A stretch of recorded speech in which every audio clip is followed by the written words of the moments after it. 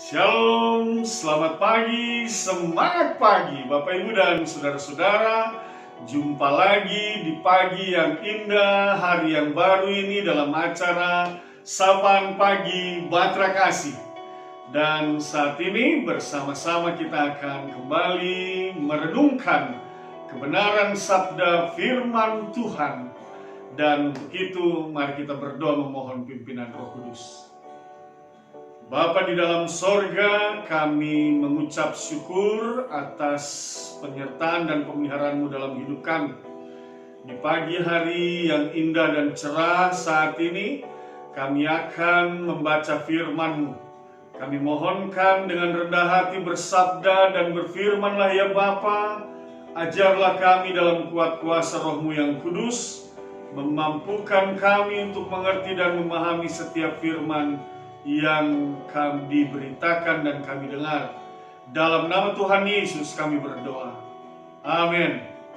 Bapak Ibu dan Saudara-saudara, bacaan firman Tuhan pada pagi hari ini terambil dari Amsal pasal 11 ayat 1 sampai dengan ayatnya yang ke-12.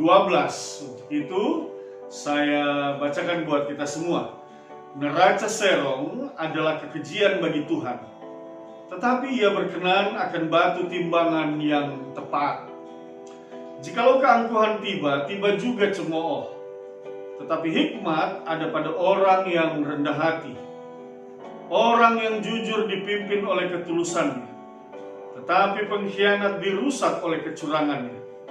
Pada hari kemurkaan harta tidak berguna, tetapi kebenaran melepaskan orang dari maut.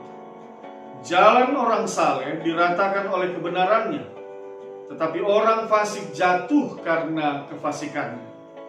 Orang yang jujur dilepaskan oleh kebenarannya, tetapi pengkhianat tertangkap oleh hawa nafsunya. Pengharapan orang fasik gagal pada kematiannya, dan harapan orang jahat menjadi sia-sia. Orang benar diselamatkan dari kesukaran, lalu orang fasik menggantikannya. Dengan mulutnya orang fasik membinasakan sesama manusia, tetapi orang benar diselamatkan oleh pengetahuan. Bila orang benar mujur, beria-rialah kota, dan bila orang fasik binasa, gemuruhlah sorak-sorai. Berkat orang jujur memperkembangkan kota, tetapi mulut orang fasik meruntuhkannya. Demikian pembacaan Alkitab. Bapak, Ibu, dan Saudara-saudara yang dikasihi oleh Tuhan Yesus Kristus, nats yang akan kita renungkan ini berkaitan erat dengan ayatnya yang ke-1 yang berbunyi, neraca serong adalah kekejian bagi Tuhan, tetapi ia berkenan akan batu timbangan yang tepat.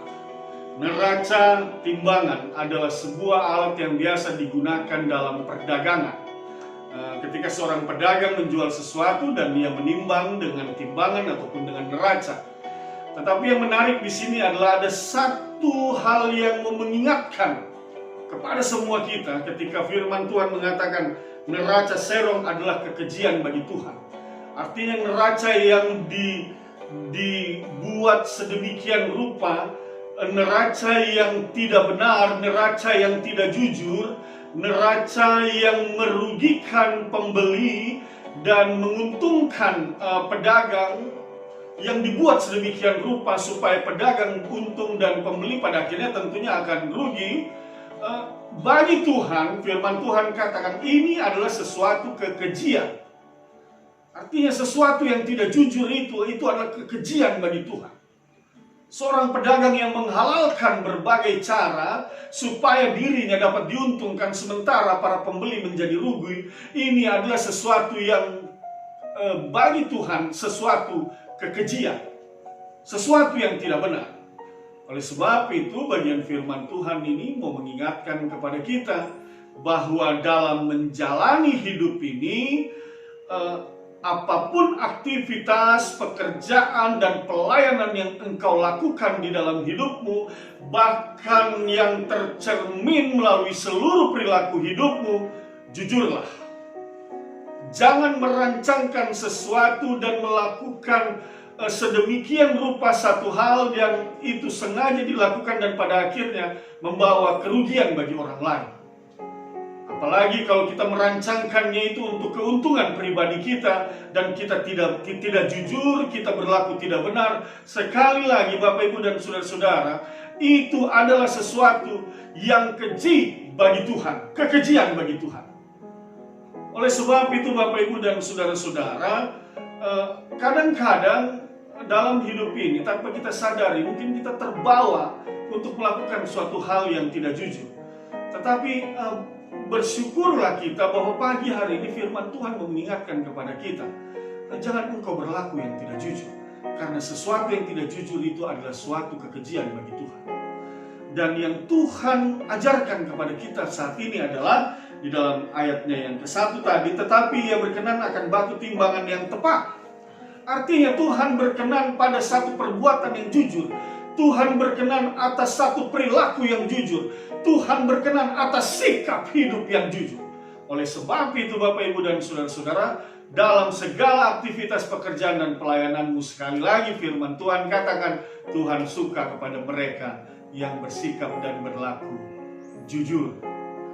Mengapa demikian? Ayat 3 mengajarkan kepada kita dan memberitakan, orang yang jujur dipimpin oleh ketulusannya, tetapi pengkhianat dirusak oleh kecurangannya. Oh, ini mau mengingatkan kepada kita, kalau engkau berlaku tidak jujur, maka segala sesuatu yang engkau lakukan itu pada akhirnya akan menghancurkan dirimu, menghancurkan segala pekerjaanmu, menghancurkan segala pelayananmu.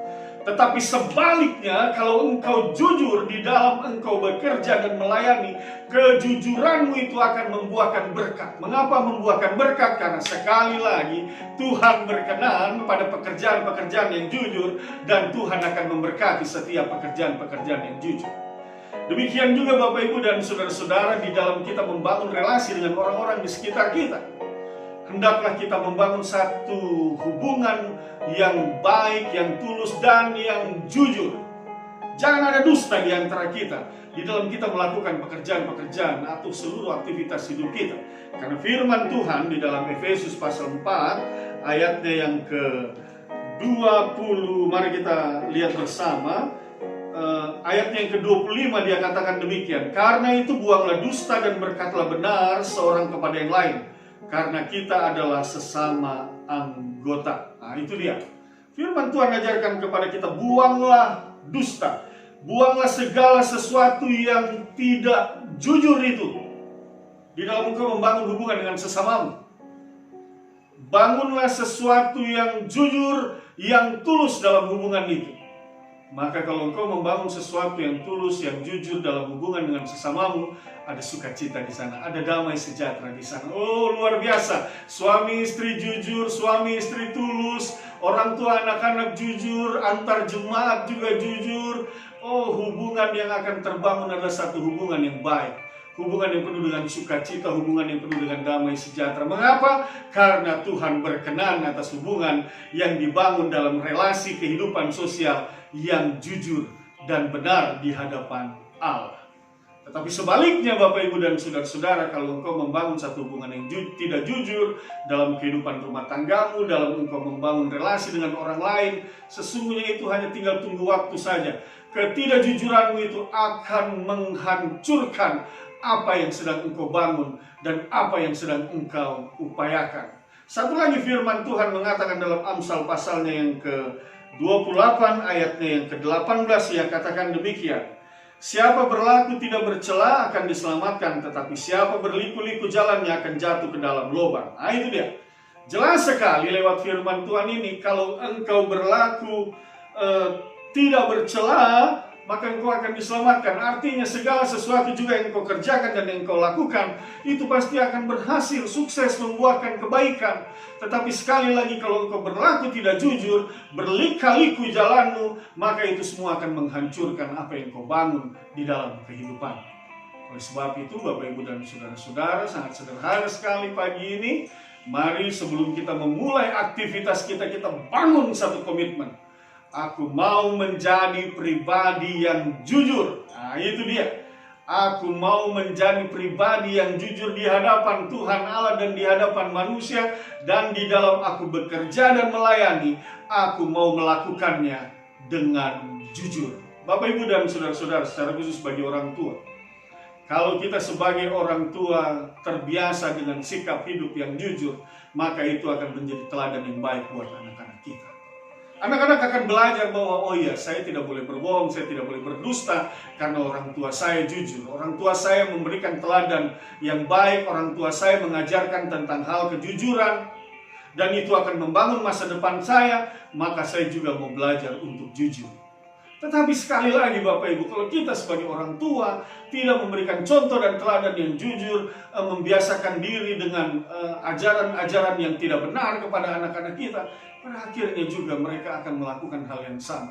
Kehancuran yang kita alami oleh karena ketidakjujuran kita, oleh karena ketidakbenaran kita di dalam bersikap dan dalam seluruh perilaku hidup kita, dalam kita bekerja dan melayani, pada akhirnya itu juga yang akan dirasakan oleh anak-anak kita.